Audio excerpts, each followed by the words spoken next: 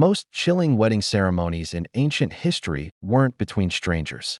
They were between gods and girls, between kings and daughters, between silence and survival. The linen robe scratches against her skin as she walks, bare feet brushing the cold stone floor of the palace that once raised her. They say white means purity, but this feels more like a burial shroud. The gold crown weighs heavier than it should, not because of its metal, but because of what it means. She is Arsinoe, daughter of the great Ptolemy, princess of Egypt, and she is about to become his bride. Her lips do not tremble, her eyes do not flinch, but her soul is screaming. You can't hear it through the trumpets, you can't see it beneath the silks, but if you looked close enough, you'd see the horror carved into every inch of her silence. The priests are already chanting, their words echoing through the marble halls like a spell cast over centuries.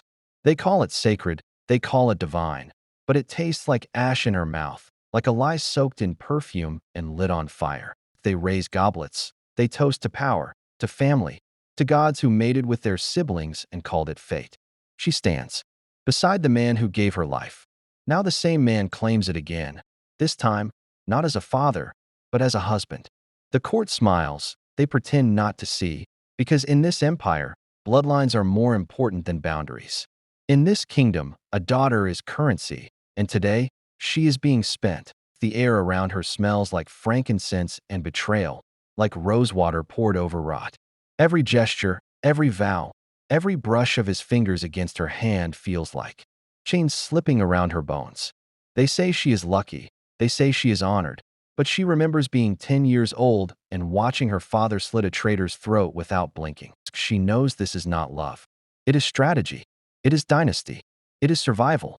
And if she has learned anything in her 15 years of being watched, groomed, polished like a coin for exchange, it is this. A queen may have no choice, but she can still choose how to endure. Because Arsinoe knows the truth they will never write in the scrolls, that history forgets the screams of girls, but it remembers the crowns they were forced to wear, stands before the altar carved from limestone and war. Beside her, Ptolemy, the great general turned god-king, wears the robe of a priest and the smile of a predator. He speaks the ritual words with perfect form, but behind every syllable is a hunger that no empire could satisfy. Not land, not gold, not glory, only legacy. And she is the vessel. Her lips repeat the ancient vows passed down through dynasties of gods who married their sisters, their daughters, their blood. This is not just Egypt. This is something older, darker, a theater of power disguised as devotion, a nightmare wrapped in silk. She does not cry. She learned long ago that tears are not allowed here. Only obedience, only beauty, only silence. They place the ceremonial necklace over her heart. It tightens like a noose. Her father raises the goblet to her lips, his hand brushing her chin with a tenderness that feels like poison. The wine tastes sweet, but it burns like truth. Around them, the crowd cheers. Generals, scholars, priests, all pretending this is a union of gods. But no god ever looked so afraid behind her painted eyes. She glances at the faces in the crowd, searching, not for help, but for anyone who dares to look back. No one does. Even her brothers lower their gaze. Even her mother stands still, carved from duty and stone. And so, she learns something new in that moment. That being watched is not the same as being seen. She is alone. Not by chance, but by design. This is how dynasties survive, by feeding their daughters to the fire and calling it light. The priest marks her forehead with oil. Blessed, claimed, destroyed. And in that moment, Arsinoe makes a vow of her own, one no priest can hear. She will endure this. She will bury the girl they silenced. And she will rise from her ashes, not as a victim, but as a queen who remembers everything. Because survival is not just breathing. It is becoming the thing they fear most. A woman who knows the cost of her crown and wears it anyway. They call it sacred, this act, this bond, this burning. But no divinity hides in the shadow of that chamber, only calculation. Because what Ptolemy desires is not love. It is permanence. And permanence, to him, looks like a bloodline so pure it drowns. Arsinoe steps into the role prepared for her since childhood. She was never taught to dream, only to endure. To smile while the knife is pressed between her ribs. to dance while they tighten the leash. She thinks of her younger self, laughing, in sunlit gardens, chasing doves through palace courtyards, her hands still free. That girl is gone. In her place stands a queen, but not by choice, by survival. The people will call it myth. The scribes will write of divine unions, of harmony, of sacred blood. But the truth will live only in her bones, only in the places no one can see, only in the silence she carries like a second skin. And so the ceremony ends. The crowd cheers. The torches burn. And Arsinoe, now both daughter and wife, walks out of the temple, crowned in gold, wrapped in chains. Morning rises over Alexandria like a curtain pulled too slow. The palace is quiet now, but the walls remember. They remember the footsteps of a girl traded like tribute. They remember her screams, the ones she swallowed, the ones she hid behind. Silk veils and smiles so perfect they looked painted on. She lies beside him now. Ptolemy, her father, her husband, the founder of a new world built on the ruins of the old. One stone for every law he broke. He sleeps like a man at peace. But Arsinoe has not slept in weeks. She rises before the sun and walks barefoot across the cold marble. Each step a reminder that comfort has never belonged to women like her. Outside, Egypt stirs. Priests chant to gods who no longer listen. Merchants whisper of war. Philosophers debate morality under statues carved by slaves.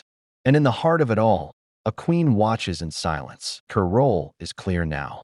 She is no longer a child, a girl, a daughter. She is a symbol, a seal, a silent scream dressed in jewelry. They say this marriage is Egyptian tradition, that gods marry their sisters, their daughters, that divine blood must not be diluted. But even the gods, she thinks, must ache under the weight of such lies. The Greeks whisper behind heavy doors. They call it incest. They call it madness. But none speak it aloud. Because Arsinoe is no longer just a girl.